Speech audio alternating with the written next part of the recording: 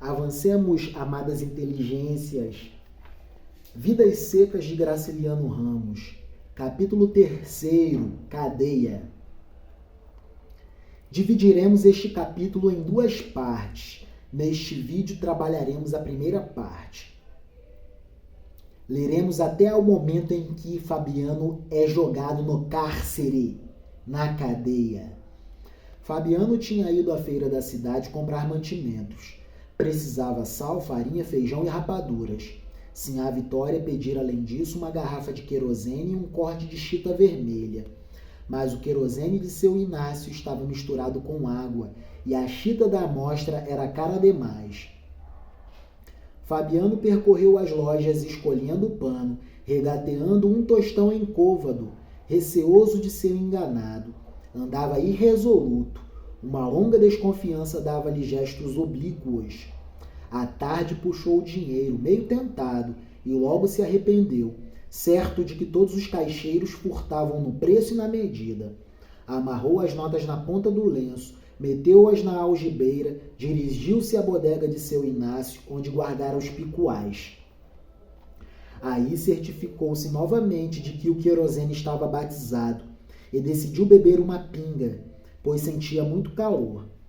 Seu Inácio trouxe a garrafa de água ardente. Fabiano virou o copo de um trago, cuspiu, limpou os beiços à manga, contraiu o rosto. Ia jurar que a cachaça tinha água. Por que seria que seu Inácio botava água em tudo? Perguntou mentalmente. Animou-se e interrogou o bodegueiro. Por que é que vosmecê bota água em tudo? Seu Inácio fingiu não ouvir, e Fabiano foi sentar-se na calçada, resolvido a conversar. O vocabulário de Fabiano era pequeno, mas em horas de comunicabilidade, Fabiano se enriquecia com algumas expressões de seu Tomás da Bolandeira. Pobre de seu Tomás, um homem tão direito, sumir-se como Cambembe, andar por este mundo de trouxa nas costas. Seu Tomás era pessoa de consideração e votava. Seu Tomás era alfabetizado, letrado, culto e erudito, mas se ferrou como todos nós. Quem diria? Um homem muito culto que virou um retirante. Nesse ponto, um soldado amarelo aproximou-se e bateu familiarmente no ombro de Fabiano. Como é, camarada? Vamos jogar um 31 lá dentro? Fabiano atentou na farda com respeito e gaguejou, procurando as palavras de seu Tomás da Bolandeira. Isto é, vamos e não vamos, eu tenho que ir para casa, Sinhá está me esperando, quer dizer, enfim, contanto, etc. Conforme, vamos, não vamos? Tá, vamos. Fabiano levantou-se e caminhou atrás do soldado amarelo, que era a autoridade e mandava. O soldado amarelo. Fabiano sempre havia obedecido. Tinha muque e substância, mas pensava muito pouco, desejava muito pouco, porém obedecia muito. Fabiano considerava-se uma coisa. As coisas não pensam. Um ser humano coisificado não pensa, apenas age, não reflete. Atravessaram a bodega, o corredor, desembocaram numa sala onde vários tipos jogavam cartas em cima de uma esteira. Desafasta a cambada, ordenou o polícia. Aqui tem gente. Os jogadores apertaram-se. Os dois homens sentaram-se. O soldado amarelo pegou o baralho, mas com tanta infelicidade que em pouco tempo enrascou-se todo. Fabiano encalacrou-se todo também. Sinhá Vitória ia danar-se, e com muita razão. Fabiano perdeu dinheiro no jogo. Se ferrou. Bem feito! Quem manda gastar dinheiro com jogo? Fabiano ergueu-se furioso, saiu da sala, todo trombudo. Espera aí, paizano! Gritou o amarelo. Fabiano, as orelhas ardendo, não se virou. Foi pedir a seu Inácio os troços que ele havia guardado. Vestiu o gibão, passou as correias dos alforjes no ombro, ganhou a rua. Debaixo do jatobá do quadro, taramelou com Sinhá Rita Louceira, sem se atrever a voltar para casa. Que desculpa iria apresentar a sinhá Vitória?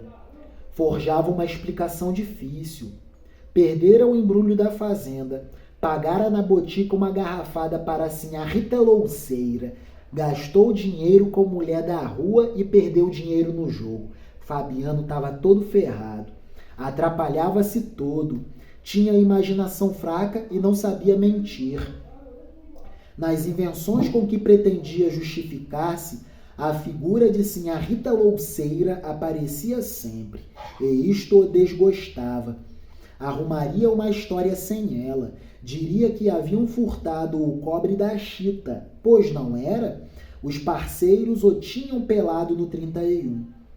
Mas não devia mencionar o jogo. Contaria simplesmente que o lenço das notas ficara no bolso do gibão e levara sumiço. Falaria bem assim.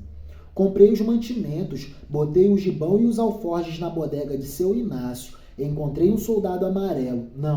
Não encontrara ninguém. Atrapalhava-se todo de novo. Sentia desejo de referir-se ao soldado como um conhecido velho, um amigo de infância. A mulher se incharia com a notícia. Talvez não se inchasse. Era atilada, notaria a pabulagem e pegaria Fabiano na mentira. Fabiano estava acabado, pois estava acabado. O dinheiro fugira do bolso do gibão, na venda de seu Inácio. Muito natural. Afinal, seu Inácio batizava tudo e vendia as coisas a preços muito caros. Repetia que era natural quando alguém lhe deu um empurrão. Atirou-o contra o jatobá. A feira se desmanchava, escurecia. O homem da iluminação, trepando numa escada, acendia os lampiões. A estrela papaceia branqueou bem por cima da torre da igreja. O doutor juiz de direito foi brilhar na porta da farmácia. O cobrador da prefeitura passou cocheando com os talões de recibos debaixo do braço. A carroça de lixo rolou na praça, recolhendo cascas de frutas. Seu vigário saiu de casa e abriu o guarda-chuva por causa do sereno. Sinhá Rita Louceira retirou-se. Fabiano estremeceu todo. Chegaria à fazenda noite fechada, entretido com o diabo do jogo, tonto de aguardente, deixara o tempo correr, e não levava o querosene. Ia se alumiar durante a semana com pedaços de facheiro. Aprumou-se, disposto a viajar. Outro empurrão desequilibrou-o. Voltou-se e viu ali perto o soldado amarelo, que o desafiava, a cara toda enferrujada, toda enfesada, uma ruga na testa.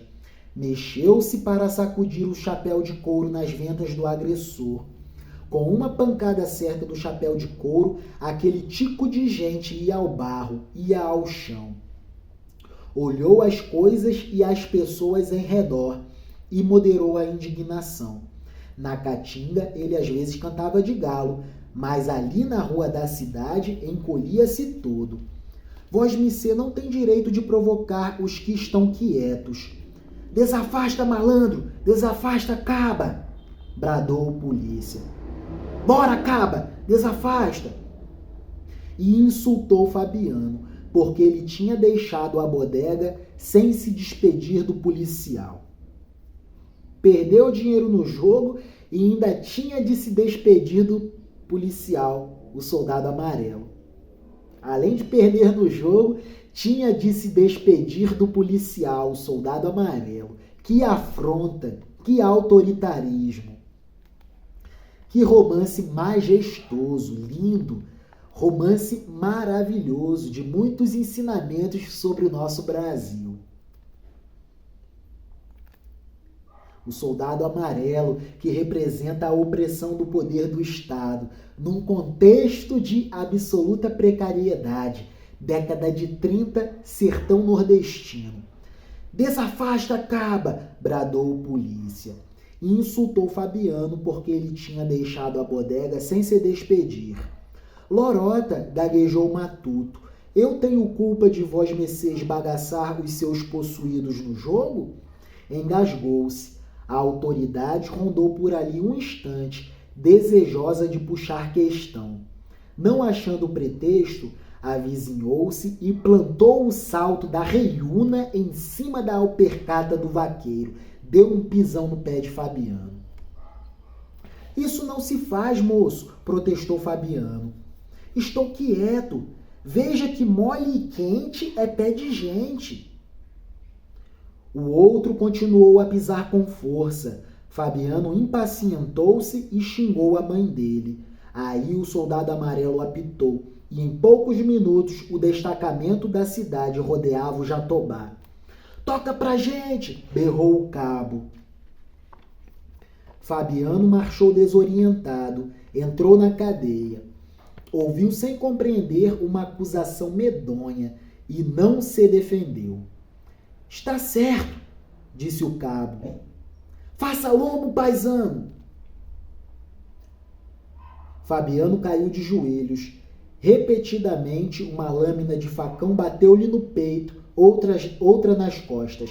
Fabiano caiu de joelhos e, repetidamente, uma lâmina de facão bateu-lhe no peito e outra nas costas. Em seguida, abriram uma porta. Deram-lhe um safanão que o arremessou para as trevas do cárcere. A chave tilintou na fechadura e Fabiano ergueu-se atordoado, cambaleou, sentou-se num canto rosnando. Que dor, que dor. Por que tinham feito aquilo? Era o que não podia saber. Pessoa de bons costumes, sim senhor, nunca fora preso.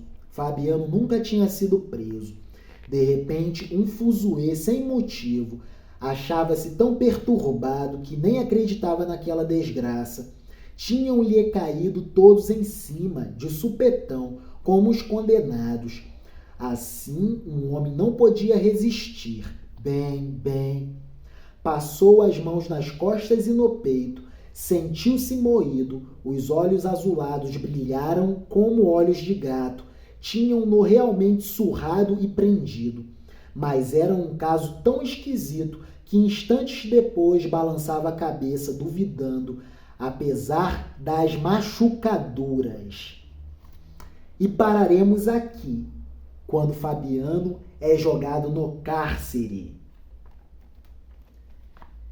Entrelaçaremos este trecho do capítulo 3 de Vidas Secas com um tópico bastante rico deste livro, História do Brasil, Sociedade e Cultura, das autoras Cláudia Regina Balcati Silveira Moreira e Simone Meucci, editora Intersaberes.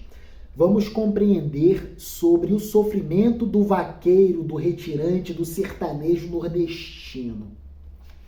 Compreendendo tudo isso a partir da formação econômica do Brasil. Vamos lá. Retirantes. Tópico 5.3 do capítulo 5º. Capítulo cujo título é o seguinte: é gente que vai e vem. As transformações na ocupação do espaço. Retirantes. Perdão. Vamos lá.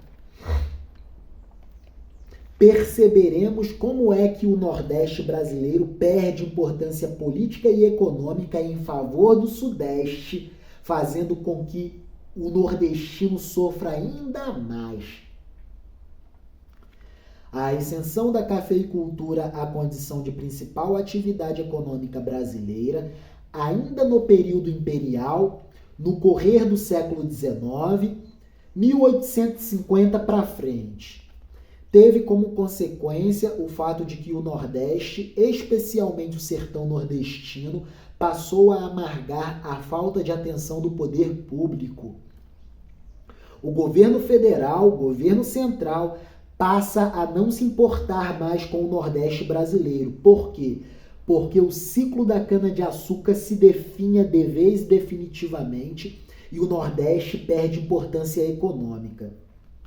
Ao passo que o ciclo do ouro ainda funciona em Minas Gerais e o ciclo do café começa a surgir em São Paulo, o Sudeste começa a crescer e o Nordeste a definhar.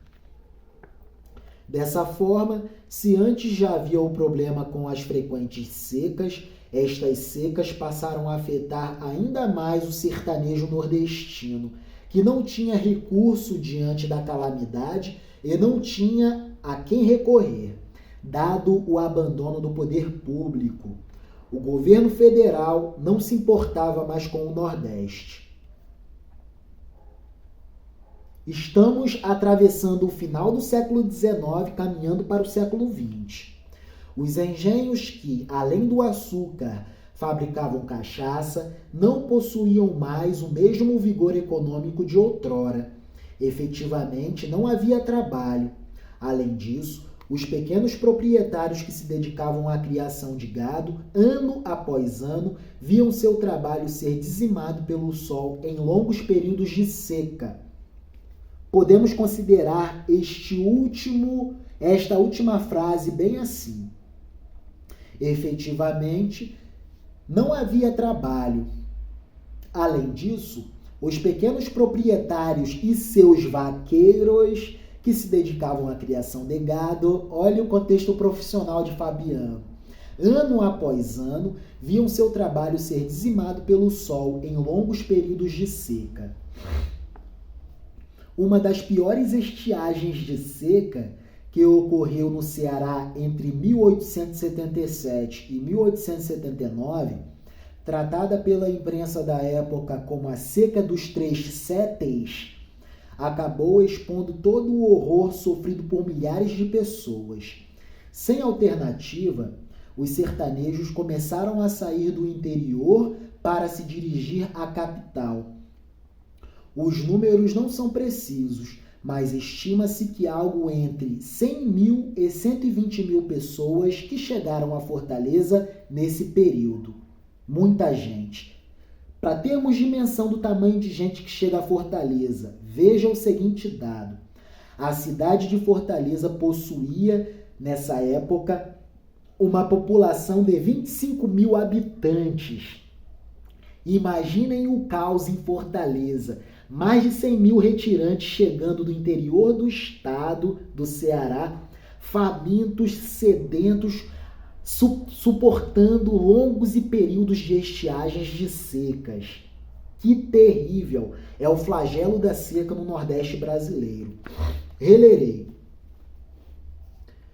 Os números não são precisos, mas estima-se que algo entre 100 mil e 120 mil pessoas chegaram à Fortaleza entre 1877 e 1879. A Seca dos Três Séteis. A exposição a toda sorte de problemas decorrentes da falta de infraestrutura levou os moradores nativos da capital a empreenderem uma verdadeira campanha pela remoção dos retirantes do espaço urbano de Fortaleza. É que nesse período, a capital cearense passava por reformas urbanísticas que visavam a sua adaptação a um padrão arquitetônico típico das cidades europeias. Na época em que Fortaleza estava sendo europeizada, chega essa multidão de gente do interior do estado padecendo com longos períodos de secas. Que terrível, que flagelo. No centro da cidade, os barracos dos retirantes contrastavam com as mansões das famílias endinheiradas. A degradação dos flagelados pela seca contrastava de maneira incômoda com a modernidade de uma metrópole que progredia. Relerei. A degradação dos flagelados e retirantes pela seca contrastava de maneira incômoda com a modernidade de uma metrópole que progredia. Com a miséria vieram também as doenças e a explosão da criminalidade. Uma epidemia de varíola matou cerca de 80 mil pessoas. A cidade entrou em colapso, caos total. O transporte e o sepultamento dos cadáveres ficaram prejudicados pela imensa demanda. Os coveiros, geralmente recrutados entre os próprios retirantes, não davam conta de tanto trabalho, muitos corpos sendo empilhados em cima de outros corpos, muito trabalho. Os coveiros não davam conta. Saques, furtos e assaltos se tornaram fatos cotidianos em Fortaleza. A questão da seca acabou por estimular o surgimento do fotojornalismo no Brasil. Com a intenção de sensibilizar a opinião pública quanto ao drama que atingia a população cearense, o fotógrafo J.A. Correia realizou uma série de fotografias sobre o impacto da seca em relação aos retirantes, que fugiram do interior do estado do Ceará e buscaram socorro na cidade capital, Fortaleza. Fotos que foram produzidas em forma de carte de visite. Vejam uma das fotos. O flagelo, a extrema e muito subnutrição. Uma criança faminta padecendo o flagelo da seca. Subnutrição. Criança subnutrida. Diante da recorrência do flagelo, que empurrava cada vez mais retirantes para as metrópoles nordestinas, era necessário poupar a população urbana da presença dos miseráveis da seca. Mas como fazer isso? Uma saída encontrada foi a criação de campos de concentração, espaços limitados em que, sob a supervisão de feitores e capatazes e demais anotadores, os retirantes morariam e trabalhariam longe das vistas dos citadinos. A população de Fortaleza começou a reclamar uma providência ao poder público e a providência veio. Campos de concentração para os retirantes. O primeiro campo de concentração foi criado em 1915 no Ceará e a experiência acabou por ser reproduzida em outros lugares. O alvo das políticas do governo federal eram as lavouras de café no sudeste brasileiro, o que explica o descaso com a situação no nordeste brasileiro. O nordeste perde protagonismo político e econômico em favor do sudeste e o nordestino passa a padecer ainda mais. Muito extrema e absoluta pobreza. Eis o contexto do romance Vidas Secas, de Graciliano Ramos. Seguindo, tópico 5.4, um país urbano. A partir de 1949, com a abertura da rodovia Rio-Bahia, muitos retirantes encontram solução por conta própria, a migração rumo ao Sudeste. O Nordeste perde protagonismo político e econômico, o Sudeste começa a crescer, logo os retirantes nordestinos começam a implementar o êxodo para o Sudeste, a saída do Nordeste, região desértica, para o Sudeste. Relerei. A partir de 1949, com a abertura da rodovia Rio-Bahia, muitos retirantes encontram solução por conta própria, a migração rumo ao Sudeste. Nesse mesmo período, em decorrência de várias transformações no campo econômico, especialmente a instalação do parque automobilístico no chamado ABC Paulista, havia um forte atrativo para aqueles que desejavam fugir das agruras e dos sofrimentos da natureza e talvez prosperar na cidade grande. Essa foi também a motivação de milhares candangos, como eram chamados os trabalhadores nordestinos que construíam Brasília em pouco mais de 3 anos. Contudo, a expectativa de melhora nem sempre se concretizava. No caso brasiliense, aos trabalhadores que de fato construíram a cidade foram destinados espaços para além do chamado plano piloto. São as cidades satélite, que, em sua grande maioria, carecem de planejamento e infraestrutura. No caso do Sudeste, sobretudo São Paulo, o ingresso do migrante no mercado de trabalho dava-se para os homens na construção civil. Já para as mulheres, a via de acesso era a realização de serviços domésticos. Para os homens nordestinos, a construção civil. Para as mulheres nordestinas, os trabalhos domésticos. As condições de trabalho, sempre precárias, comumente não garantiam direitos trabalhistas.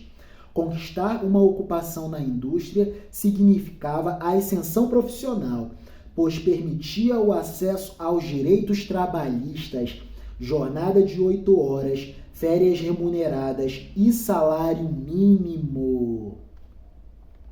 Que maravilha! Que maravilha!